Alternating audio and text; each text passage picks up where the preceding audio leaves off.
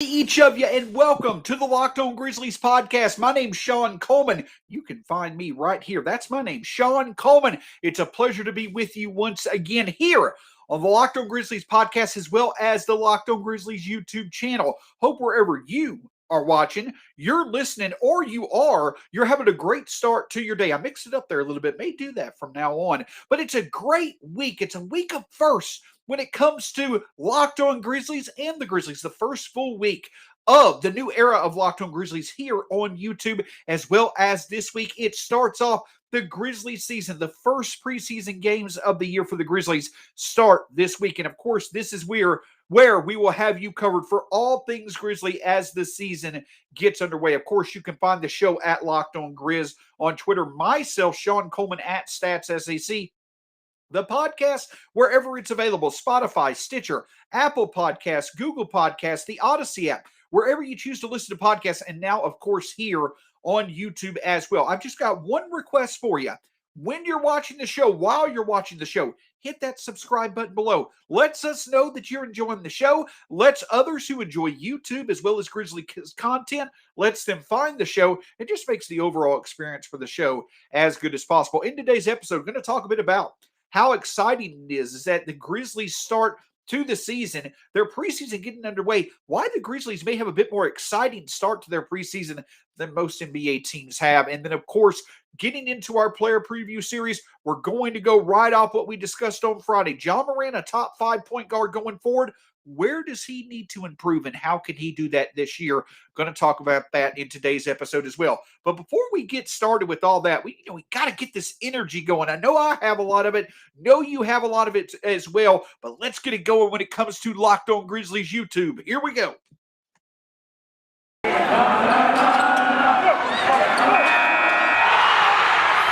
are Locked On Grizzlies, your daily Memphis Grizzlies podcast. Part of the Locked On Podcast Network, your team every day.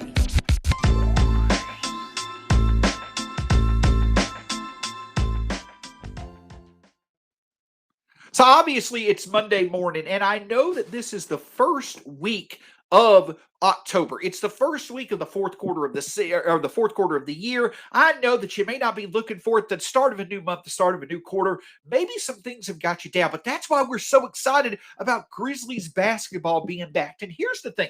Yes, it's exciting to have Grizzlies basketball back. Yes, it's exciting that you're going to get to see where a lot of the players on the Grizzlies have improved. But the slate of games that the Grizzlies have coming up over the next week are what's really going to make it fun for you. Before we get to that, I also want to remind you that we can't thank you enough for making Locked On Grizzlies your first listen of the day. But don't forget, when it comes to your second listen, check out the Locked On NBA podcast here on YouTube or wherever you enjoy podcasts. The main reason why, the preseason's getting started, but there's definitely some big storylines going on that we're going to see how they evolve before the season gets started. Check out Locked On NBA wherever you get your podcasts or on YouTube when it comes to your second listen of the day after your first listen of the day here at Locked On Grizzlies. So over the next week, here's what the preseason schedule looks like for the Grizzlies. Tomorrow night, it's the Milwaukee Bucks, last year's NBA champion. They're going to be at the FedEx Forum. Mike Budenholzer versus Taylor Jenkins, teacher versus student. Giannis in Memphis live, the first time the Bucks will be playing basketball since they won the NBA title back in July, and it's going to be on the court against Ja and the Grizzlies. But beyond the Bucks, then we start getting into some real fun, as the Grizzlies will have 3 straight games in which we'll get to see Ja against 3 of the other highly intriguing best young talents in the NBA. On Thursday, the Grizzlies will go to Charlotte. Ja's, home away from home, if you will, when it comes to the NBA. Obviously, Charlotte being in the Carolinas with Ja from South Carolina. The Grizzlies will be going to Charlotte on Thursday. Ja versus LaMelo should be a lot of fun. Obviously, on Saturday, the Hawks come to the FedEx Forum. Probably the biggest success story, the most surprising success story from last year, Trae Young, one of the best young point guards in the NBA, along with Ja. Ja versus Trae, always fun in terms of being a regional matchup, but just for NBA fans in general, that'll be Saturday. And then Monday, it's the Detroit Pistons and number 1 pick Cade Cunningham, perhaps one of the more talented number 1 picks we've seen in a while. He'll be coming to the FedEx Forum as well. So over the next week, Grizzlies fans not only get to see their beloved Grizzlies and Ja Morant, they also get to see Giannis, Trey, and Cade, and the defending NBA champions, and two of perhaps the better young cores in the NBA. All that's what makes the Grizzlies preseason schedule, in my opinion, a bit more exciting than the rest of the NBA, and we all get to witness a lot of it. So it's going to be an exciting week just beyond Grizzlies basketball being back in general. But what's going to make this week even more exciting and this year even more exciting, obviously, is Ja Morant. And Ja Morant talked about it on Media Day. On Friday, I talked about Ja Morant being a top 5 point guard. And while right now, that may not be the case for some, it may not be evident that Ja Morant is clearly a top 5 point guard in the NBA. I do think we could start having a discussion that if he really does take that next step forward, if he really does make the most of this season, we could start talking about him being in that conversation, especially when you look forward to the future. So for Ja Morant, the big key to remember about last year is that at the start of the season, he had 44 points and 9 assists, the best game of his career, one of the better games we've seen in the NBA from a 21-year-old. He joined some pretty exclusive company for having that type of production in a single game at the age of 21. And then in the second game of the season, Ja had 28 and 12 against the Hawks. Now, both those efforts came in losses, so that certainly took away a bit of the pizzazz of the pop from Ja's production. But then that third game, Ja hurt his ankle. Was out for 8 games, came back in January, may have come back a little bit earlier than, it may have made sense to do. But you wonder how much that ankle really impacted him. You wonder how much that ankle kind of made it hard for Ja to get going, as he clearly struggled with his shot from distance and also defenses adjusting to his game and basically packing the paint. But as the season went along, as I mentioned, and you look at how Ja performed in late March against some of the NBA's best team, how he led the Grizzlies to need victories in late April, and obviously Ja playing to the level of a top 5 point guard and eliminating Steph Curry and the Golden State Warriors in the play-in game, as well as averaging 30 points and 8.8 assists a game in his first 5 career playoff games against the best team in the NBA in Utah. I get where some may think last year was a disappointment for Ja, and I'm not arguing that point. He didn't take the statistical leap many had hoped he would. But I do feel that there are reasons why that occurred. Unexpected injury, the league adjusting to him, Ja taking time to adjust back. But if you're going to mention that last year, at least the first 2/3 of the season, if you're going to mention that was a disappointment, that's fine. That's fair. But to be fair, you've also got to acknowledge the step forward that Ja did take in the last third of the season, and obviously the fact that he played the best basketball of his career on the biggest stage. Now, I talked about that on Friday, but I just wanted to reiterate why overall, if you have an overall opinion of Ja last year, and it tends to be a bit more negative than positive, I just don't know if that's the most accurate way to look at the season for Ja. Because while he did struggle at times throughout the first 2/3 of last year, the last third of the season for both himself and the Grizzlies, in terms of logical outcomes, it couldn't have been much better, both due to his play and the Grizzlies overall exceeding expectations once again. But hey, there's always room for improvement, especially when it comes to someone of Ja's talent and obviously entering his third season in the league at the age of 22. So about that shooting struggle, his struggle shooting, how might he improve? How exactly did he improve? What facet of his game was a big reason why he improved in the last third of the year compared to the first 2/3 of the season? I'll look at that in just a moment. But I'll tell you this, if Ja Morant is going to take that step forward this season, he might be one of the better values in fantasy basketball this year. And if you enjoy fantasy basketball, I'll tell you the place to go that you're going to be able to enjoy your experience even more, and that's the Sleeper app. In 2018, the folks over at Sleeper, they realized that fantasy basketball was broken. Too many matchups were determined by one league owner simply having more players play than another league owner. And if that's the case, if that's you, if you've lost because of that, probably makes it to where you just got tired of playing fantasy basketball during the year. You may have even just stopped playing it. I don't blame you. I did the same thing. But now Sleeper has introduced game picks. You choose one game each week that your starter plays that counts in your matchup, and it keeps the playing field Simple. It keeps it even. It keeps it fair. And it makes the strategy more fun for you. What game are you going to choose for your player? Is it being home or away going to be a determining factor? How good the opposing defense is? Is your player on a hot streak? All that makes the NBA fantasy experience through Sleeper even more fun with game picks. Make sure you check out Sleeper. If you play fantasy football at Sleeper, I can tell you with confidence you'll enjoy fantasy basketball as well. Check out fantasy basketball on Sleeper today. Now, obviously, the other thing I can tell you is this, is that right now is maybe perhaps the most fun time for sports on the calendar. Baseball playoffs, basketball getting started, football season in full swing. And if that's the case, have you ever noticed that you'll have one game up on your TV, one game on your laptop, and you're using a family member's login information to watch a baseball game? I know that I'm doing it because I've done it before. But I'll tell you a place that you can go that will let you do all of this in one setting, and that's DirecTV Stream. I want to tell you a simple way to get all that entertainment you love without the hassle. It's DirecTV Stream, and it brings your live TV and on-demand favorites together like never before. Before you go watch, your favorite stuff on 4 different devices at once, DirecTV Stream lets you watch your favorite sports, movies, and shows all in one place. That means no more juggling remotes and no need to buy another device ever again. It's just DirecTV Stream. Get rid of the clutter and the confusion and get your TV together with DirecTV Stream. You can learn more at directtv.com. That's directtv.com. Compatible device required. Content varies by package.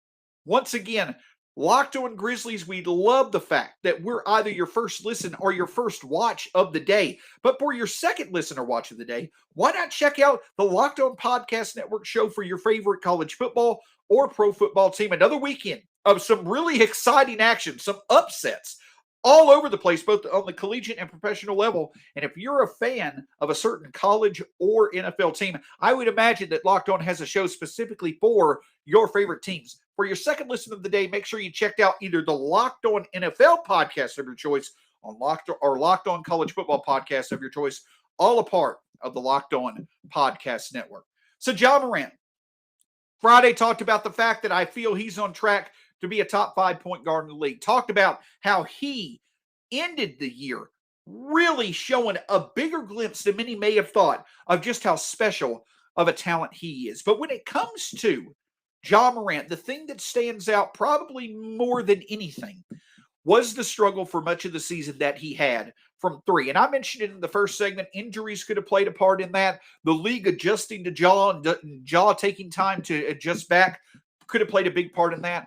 But overall, Ja Morant did, as the season went along, as he got healthier, as he did start to make adjustments, there clearly were improvements in his three-point shot and the way that they improved. The big reason why there was such an improvement in his shot is what's highly encouraging in terms of expecting more from Ja's shot moving forward. Overall last year, Ja Morant averaged 9.1 points per game, 4 rebounds, 7.4 assists, 3.2 turnovers per game. He did that making 6.8 field goals on 15.2 field goal attempts. He stayed pretty consistent on that amount of overall production in terms of shooting attempts per game. But really what stood out about Ja was he was 44% from the field, which was a significant drop from his rookie year, 30% from 3 and 72% from the line. That decline in three-point shooting and the fact that he was shooting the 3 more frequently is the reason why his field goal fell. And overall, it just didn't feel like he was the same effective scorer for much of his sophomore year like he was his rookie season. But it was the tale of 2 seasons for Ja Morant.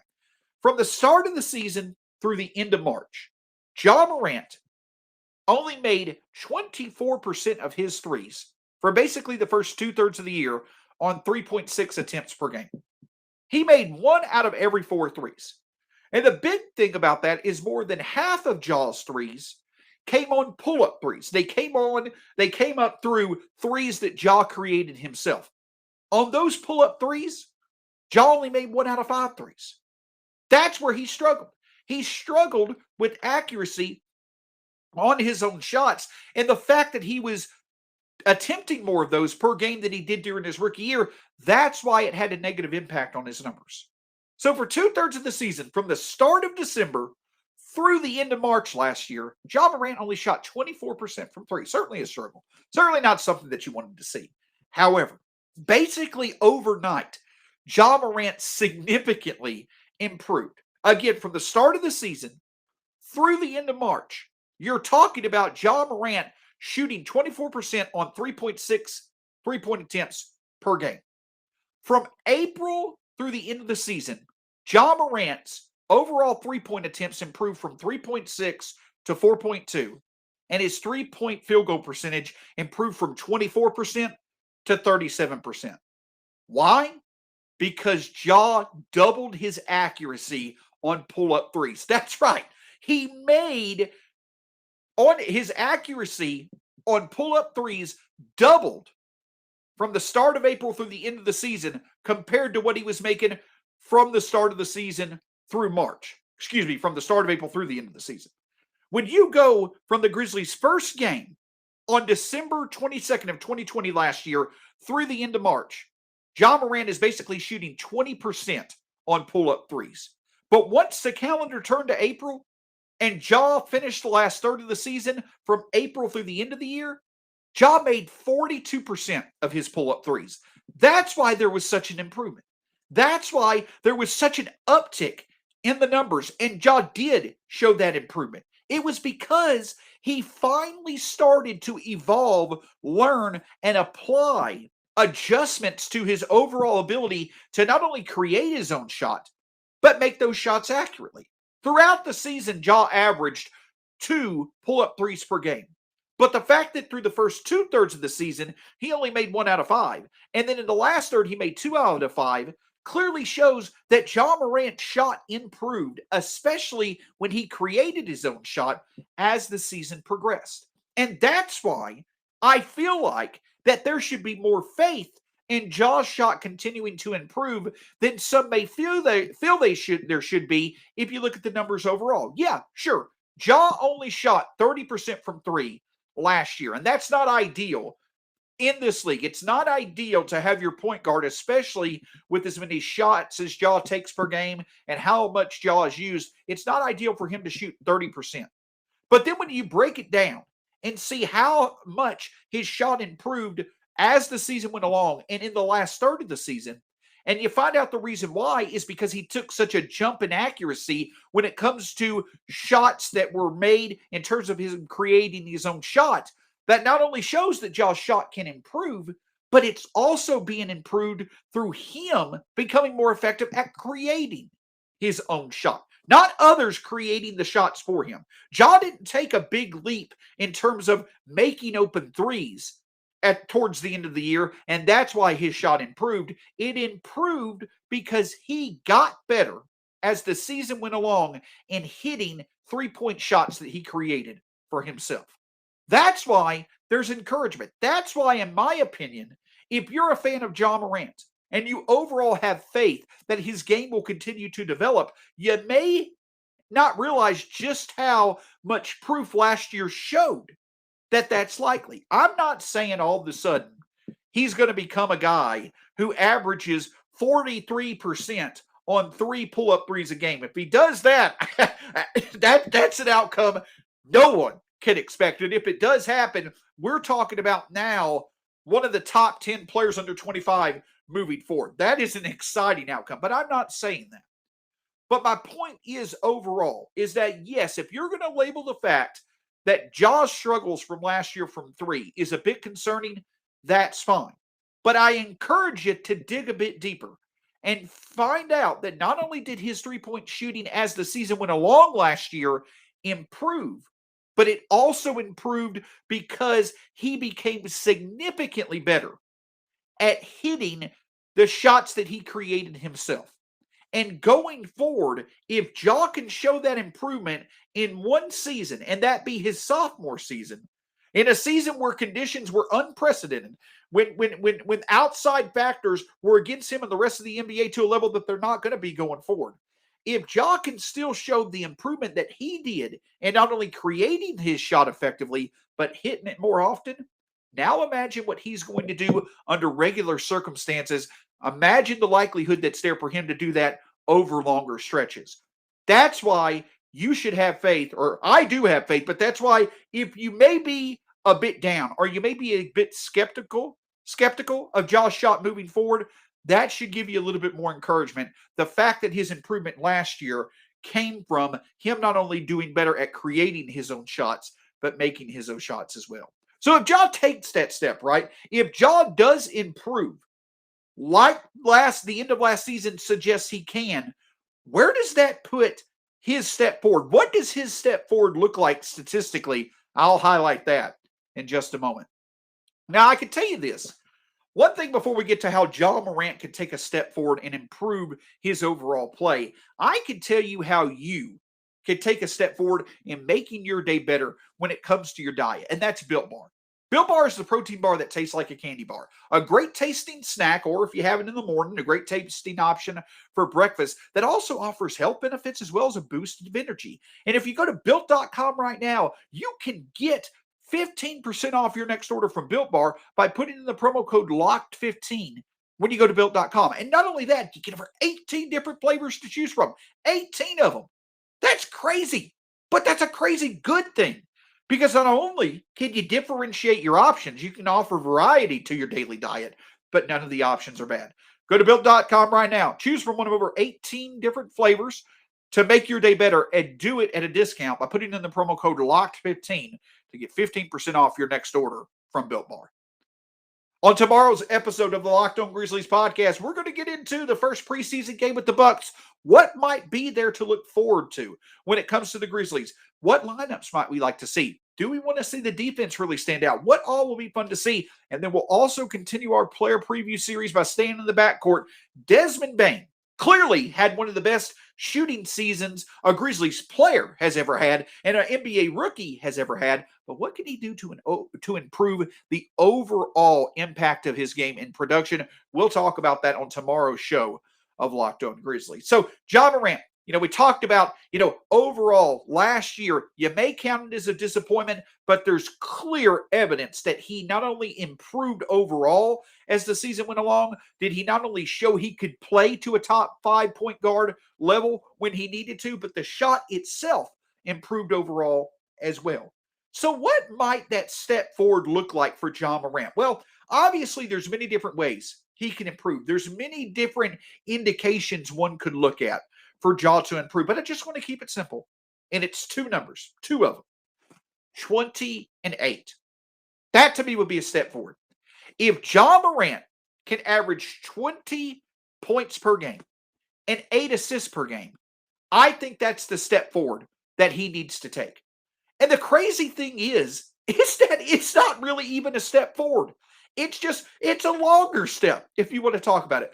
The point that I'm getting at is this: 20 points, 20 plus points per game, and 8 plus assists per night for a 22-year-old in the NBA is so exciting. It is so encouraging and exciting to think about.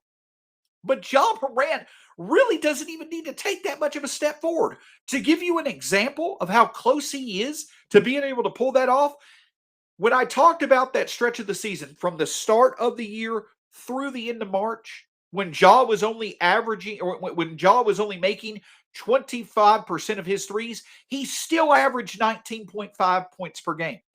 Now imagine if some of those threes which rimmed out, if they would have started falling. You realize how easy it is for Ja to get to 20 points a night with the production that he's already shown. And that's the big key. That's the big thing that I want to emphasize about where Ja is. It's not like he's got to change a lot in his overall offensive approach. It's not like he has to take a significant amount of more shots per game. It's not like that he's going to have to take an unexpected boost in his overall field goal accuracy or change his game to where he becomes an overall better scorer. He's already there. Ja averaged 19.1 points per game last year. So what it comes down to is this, is that Ja Morant, even if you take his first 2/3 of the season when he struggled from three and combines it with the last third of the season when he shot very well, what it comes down to for Ja Morant is simply making 25 to 30 more threes this year, more than the pace that he would have been on last year. Ja played in 63 games last year, made 73 threes. Say he played over an 82-game schedule this year, he plays 72 to 73 games this season. May play more.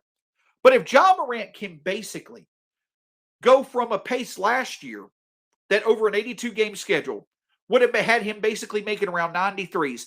If Ja can improve that and basically make 25 to 30 more threes this year than he would have been on pace making last year, he easily has 20 points tonight. He also easily jumps up from 30% from three to 35% from three. That's it. That's how simple it is. For Ja Morant to take the step forward that many hope he takes, it's him making 25 to 30 more threes this year than he would have been on pace to make last year. Around 4 threes a game, I think, is a perfectly acceptable amount of three-point shots for Ja to take. And if through doing that, Ja can apply what he did towards the end of last season over a longer stretch, hopefully this entire year, and he simply makes 25 to 30 more threes this year. Basically, he makes an extra three every other game this year than he did last year. That's how he gets to 20 or more points a night. That's it. Nothing more, nothing less. And we've already seen proof he could do that. That's all it's going to take for Ja to average 20 or more points per night. And the same thing goes with his assists, right? You're talking about a player who over 130 games in the NBA, in his age 20 and 21 seasons, he's averaged 7.3 assists per game. That's it. And last year, he frequently got better at producing 10 or more assists. He took a significant step forward in doing that last year compared to his rookie season. What that looks like for Ja over an entire season this year compared to last year is 1 more assist a night. And while that may seem like a lot, while it may seem like, I'm not trying to downplay that going from 7.5 assists tonight to 8.5, that's a pretty significant jump. But with the Grizzlies' style of play this year, in which they're going to have to rely on their passing more to make the three-point shot more featured, I think Ja Morant is going to have more opportunities to pass. And when you include Jaren in there, when you include another year of production and progression in the overall offensive effectiveness of the role of the players around Ja, that's where I think it's encouraging. So you're talking about 1 more assist per night, and Ja easily has 8 or more assists per game. So that's what it comes down to for Ja. 25 or 30 more threes per game, which basically breaks down to an extra 3 every other game this year, and then 1 extra assist a night. If Ja does that, he becomes a 20-plus point a night scorer and an 8-plus assist a night passer. That's it. Now, here is the thing that really stands out about that. I'm talking about all Ja needs to do is hit a 3 every other game this year, 1 extra 3 every other game this year than his pace showed last year. And then he needs to get 1 more teammate to hit a bucket on a pass this year than he did last year. Again, easier said than done, but obviously it's not a far-fetched scenario to see that happening. It's a pretty simple step forward, and in my opinion, a logical ask from Ja this year. If Ja does that, and he becomes a player who at the age of 22 averages 20 or more points a night and 8 or more assists per night, here is the group of players that Ja would join as being the only players in NBA history at the age of 22 or younger to average 20 or more points and 8 or more assists a night in a single season where they played around 75% or more of the games in that season. This group includes Kevin Johnson, former point guard with the Phoenix Suns. Pretty significant player. But let's look at the other names. Stephon Marbury, Hall of Famer Isaiah Thomas, Hall of Famer Oscar Robertson, Chris Paul, Russell Westbrook, Trae Young, and Luka Doncic. Only Luka and Trae are the 2 players who have done it multiple times.